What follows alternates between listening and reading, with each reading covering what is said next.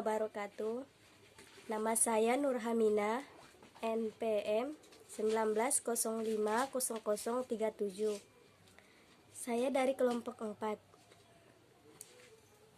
Saya akan menjelaskan tentang bab 2 pembahasan. 1. Pengertian jual beli perusahaan. Jual beli adalah suatu perjanjian timbal balik yang dalam hal ini pihak yang satu atau si penjual berjanji untuk menyerahkan hak milik atas suatu barang. Sedangkan pihak yang lain atau pembeli berjanji untuk membayar harga yang terdiri atas jumlah uang sebagai imbalan dari perolehan hak milik tersebut. Pengertian jual beli perdana atau umum diatur dalam pasal 1457 sampai 1540 KUH. Perdana jual beli adalah suatu perjanjian timbal balik antara penjual dan pembeli dengan nama pihak penjual meningkatkan diri untuk menyerahkan suatu benda, sedangkan pihak pembeli meningkatkan diri untuk membayar harga denda sebagainya yang telah diperjanjikan. 2. Peraturan nasional dan internasional yang berlaku bagi jual beli perusahaan. Menurut Dorhout Metz, telah ada beberapa peraturan internasional tentang jual beli perusahaan dengan maksud untuk menciptakan kesatuan hukum internasional bagi jual beli perusahaan. Ketiga, hubungan jual beli perusahaan dengan ekspor impor. Ekspor dipandang dari sudut Indonesia adalah perbuatan pengiriman barang keluar Indonesia dipandang dari sudut pandangan perusahaan. Perbuatan ekspor impor adalah perikatan yang timbul dari perjanjian jual beli perusahaan yang telah tertutup. 4. Berlakunya syarat-syarat dan kebiasaan pada jual beli perusahaan. Jual beli perusahaan adalah perjanjian antara orang-orang ahli dari mereka dapat memperhitungkan semua kemungkinan yang timbul yang berhubung dengan telah ditutupnya perjanjian jual beli perusahaan itu.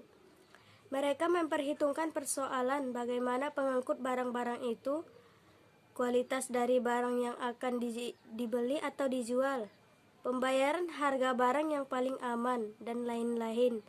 Hal yang dalam jual beli perdata biasanya tidak atau kurang pendapatan perhatian. Dan 5. Kontrak baku perusahaan merupakan undang-undang bagi jual beli perusahaan. Syarat-syarat dan kebiasaan jual beli perusahaan tidak hanya berlaku dalam lingkungan nasional, tetapi juga berlaku dalam lingkungan lebih luas, internasional. Perdagangan internasional membawa serta kesukaran terhadap tidak pastinya hukum yang berlaku bagi perjanjian jual beli itu dalam kontrak baku. Kontrak baku ini disusun oleh para ahli yang kepentingan sebagai aturan yang berlaku bagi semua jenis perdagangan tertentu. Cukup sekian dari saya. Saya sudahi salam. Assalamualaikum warahmatullahi wabarakatuh. Assalamualaikum warahmatullahi wabarakatuh. Perkenalkan, nama saya Nurpeja Hasibuan dari kelompok 4 Prodi Ekonomi 3B. Di sini saya akan melanjutkan penjelasan presentasi kami dari Saudari Nurhamina, yaitu tentang Letter of Credit atau LC dan badan usaha. Yang pertama yaitu Letter of Credit. Letter of Credit adalah janji dari bank penerbit untuk melakukan pembayaran atau memberikan kuasa kepada bank lain untuk melakukan pembayaran kepada penerima atas penyerahan dokumen-dokumen. Misalnya, konesemen, faktur, sertifikat asuransi yang sesuai dengan persyaratan LC. Dasar hukum LC di Indonesia. Yang pertama, Surat Edaran Nomor 26 atau 34 ULN tanggal 17 Desember 1993. Yang kedua, undang-undang, peraturan, instruksi maupun ketetapan lainnya yang sudah diterbitkan. Yang selanjutnya yaitu keuntungan dari Letter of Credit. Keuntungan Letter of Credit bagi eksportir yaitu kepastian pembayaran dan menghindari risiko walaupun eksportir dan importir tidak saling mengenal. Yang kedua, penguatan dokumen dapat langsung dilakukan bila barang sudah di Kaplan.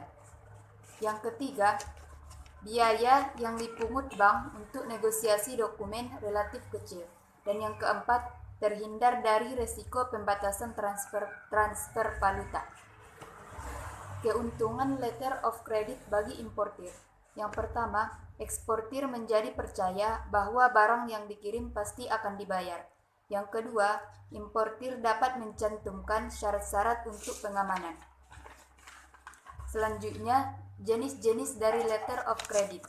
Jenis-jenis dari letter of credit ada 10.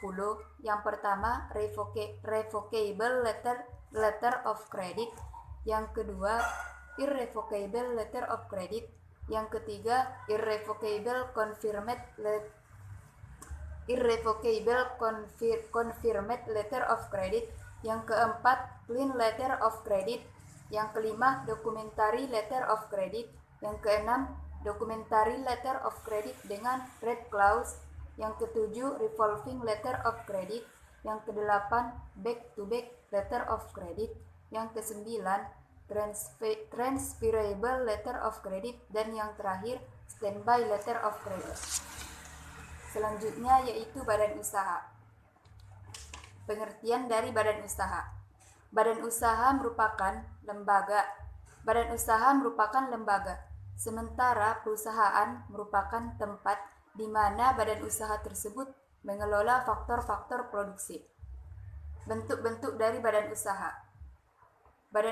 Bentuk-bentuk badan usaha ada 2, yaitu badan usaha milik negara atau BUMN, dan yang kedua badan usaha milik swasta atau BUMS. Badan usaha milik negara atau BUMN merupakan badan usaha yang seluruh modalnya atau sebagian modalnya dimiliki oleh pemerintah. Badan usaha milik negara ini dibagi menjadi 3 bentuk. Yang pertama, perusahaan jawatan atau perjan. Yang kedua, perusahaan umum atau perum. Dan yang ketiga, perusahaan milik perseorangan atau persero. Perusahaan jawatan atau perjan merupakan badan usaha yang seluruh modalnya dimiliki oleh pemerintah. Yang kedua, perusahaan umum atau perum. Perum merupakan perusahaan umum atau perum. Perum dan perjan tidak jauh beda. Hanya saja perum berorientasi pada laba ataupun mencari keuntungan. Yang ketiga, badan usaha milik perseorangan atau persero. Tujuan dari persero yaitu melayani masyarakat sekaligus mencari keuntungan dengan harapan persero tidak mengalami kerugian. Yang kedua, badan usaha milik swasta atau BUMS. Badan usaha milik swasta atau BUMS ini merupakan jenis badan usaha yang didirikan dan dimodali oleh seseorang atau sekelompok orang. BUMS ini dibagi menjadi beberapa bentuk. Yang pertama, firma atau FA. Firma merupakan sebuah badan usaha yang didirikan oleh 2 orang atau lebih, di mana tiap anggota bertanggung jawab penuh atas perusahaan. Yang kedua, perusahaan perseorangan atau persero. Perusahaan perseorangan merupakan badan usaha yang kegiatan usahanya, modal, dan manajemennya ditangani oleh 1 orang. Yang ketiga, perseroan terbatas atau PT. Perseroan terbatas memiliki ciri-ciri. Yang pertama, kewajiban terhadap pihak luar hanya terbatas pada modal yang disetorkan. Yang kedua, mudah dalam peralihan kepemimpinan. Dan yang ketiga, usia perusahaan tidak terbatas. Yang keempat, persekutuan komanditer atau SIPI. Persekutuan komanditer merupakan badan usaha yang berasal dari Belanda. Bentuk badan usaha ini merupakan persekutuan yang didirikan berdasarkan saling percaya. Yang kelima yaitu koperasi. Koperasi merupakan badan usaha yang beranggotakan orang-orang atau badan hukum koperasi. Dan yang terakhir yaitu yayasan. Yayasan berbeda dengan badan-badan usaha yang lain. Yayasan merupakan badan usaha yang tidak mencari untung. Yayasan lebih cenderung mengutamakan kepentingan sosial. Sekian, Assalamualaikum warahmatullahi wabarakatuh. Perkenalkan, nama saya Desli Kristiani, NPM 19050019, Prodi Ekonomi 3B. Di sini saya akan menjelaskan pengertian penggolongan badan usaha dan bentuk-bentuknya. Pengertian badan usaha. Badan usaha merupakan kesatuan yuridis atau hukum, teknis dan ekonomis yang bertujuan mencari laba atau keuntungan. Meskipun sering disamakan dengan perusahaan, sesungguhnya mereka adalah dua hal yang berbeda. Badan usaha adalah lembaga, sementara perusahaan adalah tempat di mana badan usaha tersebut mengelola faktor-faktor produksi. Bentuk-bentuk badan usaha terbagi menjadi dua, yaitu badan usaha milik negara atau BUMN dan badan usaha milik swasta atau sering disebut BUMS.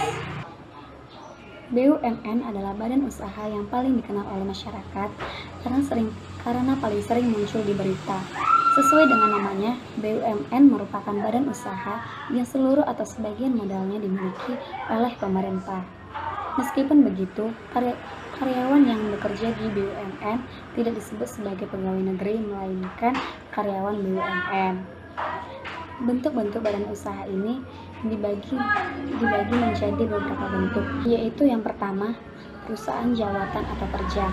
Perjan adalah salah satu bentuk badan usaha yang seluruh modalnya dimiliki oleh pemerintah. Bentuk BUMN ini memiliki fokus untuk memberikan pelayanan kepada masyarakat. Namun karena fokus tersebut, perjan tidak mendapatkan pemasukan untuk menanggulangi biaya operasionalnya. Oleh sebab itu, bentuk BUMN ini sudah tidak diterapkan lagi.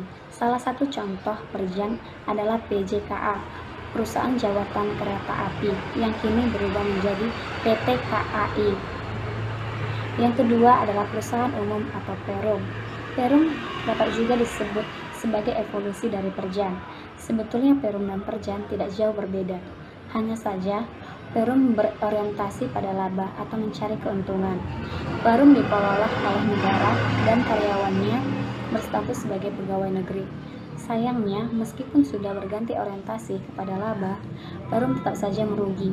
Negara pun memutuskan untuk menjualnya kepada publik dan mengubahnya menjadi persero. Contohnya, Perum Asabri kini menjadi PT Asabri. Kemudian ada Perum Pegadaian yang kini menjadi PT Pegadaian. Yang ketiga, perusahaan milik perseorangan atau persero. Persero pun merupakan salah satu bentuk badan usaha yang dikelola oleh negara. Tujuan BUMN ini adalah melayani masyarakat sekaligus mencari keuntungan, dengan harapan persero ini tidak akan mengalami kerugian. Dan bentuk badan usaha yang kedua adalah BUMS atau badan usaha milik swasta. Badan usaha milik swasta adalah jenis badan usaha yang didirikan oleh seseorang atau sekelompok orang. Berdasarkan Undang-Undang Dasar 1945, Pasal 33, bidang-bidang usaha yang diberikan kepada pihak swasta bertugas mengelola sumber daya ekonomi yang bersifat tidak vital dan sekaligus atau tidak menguasai hidup orang banyak. BUMS pun dibagi menjadi beberapa bentuk, yaitu yang pertama firma, merupakan sebuah badan usaha yang didirikan oleh dua orang atau lebih, di mana setiap anggota bertanggung jawab penuh atas perusahaan. Modal yang dipakai firma berasal dari anggota, dibagikan kepada anggota dengan rasio yang sesuai dengan perjanjian pada saat mendirikannya. Contohnya adalah perusahaan sepatu dan sportswear seperti Nike dan Konversi, firma hukum, firma akuntansi, dan konsultan bisnis. B. Perusahaan perseorangan atau persero. Sesuai dengan namanya, perusahaan perseorangan adalah badan usaha yang kegiatan usaha, modal dan manajemennya ditangani oleh satu orang. Biasanya orang tersebut pun menjadi manajer atau direktur perusahaannya, sehingga ia memiliki tanggung jawab yang tidak terbatas. Bisa dikatakan, untung ruginya ditanggung sendiri olehnya. Selanjutnya adalah perseroan terbatas atau PT. Perseroan terbatas memiliki banyak kelebihan yang lebih menonjol dibanding bentuk-bentuk badan usaha yang lain. Misalnya saja, badan usaha yang dimiliki sangat luas, pergerakan badan usahanya pun bebas, serta tanggung jawab yang dimiliki hanya terbatas pada modal yang disetorkan. Selanjutnya adalah persekutuan komanditer atau CV. Perusahaan komanditer merupakan badan usaha dari Belanda dengan sebutan asli Komanditer Vennootschap, sehingga disingkat sebagai CV. Bentuk badan usaha ini merupakan persekutuan yang didirikan berdasarkan saling percaya. CV sering menjadi bentuk badan usaha yang dipilih oleh para pengusaha bila mereka menginginkan kegiatan usaha dengan modal yang minim. Selanjutnya yang kelima adalah koperasi. Di luar BUMN dan BUMS, ada pula badan-badan usaha yang bergerak dengan ketentuan yang berbeda. Salah satunya adalah koperasi, yakni badan usaha yang beranggotakan orang-orang atau badan hukum koperasi. Kegiatan badan usaha ini merupakan gerakan ekonomi rakyat yang berlandaskan asas kekeluargaan sesuai dengan prinsip ekonomi. Yang keenam, bentuk badan usaha yayasan. Berbeda dengan badan-badan usaha lainnya, yayasan merupakan badan usaha yang tidak mencari keuntungan. Yayasan lebih cenderung mengutamakan kepentingan sosial dan memiliki badan hukum tersendiri. Mungkin kalau kita mendengar kata yayasan, kita akan langsung terpikir akan sekolah, panti asuhan, dan lembaga-lembaga non-profit lainnya. Keberadaan yayasan kerap kali membantu terciptanya keseimbangan sosial dalam masyarakat. Di sisi lain, yayasan memiliki kekurangan, yakni terbatasnya dana. Hal ini tentu bisa menghambat kegiatan usaha yang dilakukan. Di Indonesia terdapat berbagai macam yayasan yang tersebar. Beberapa contoh adalah Insan Muda Mulia, Obor Berkat Indonesia atau OBI, Putra Sempurna Foundation, dan Indonesia Mengajar. Sekian presentasi dari kami. Kurang dan janggalnya kami mohon maaf. Sekian dan terima kasih.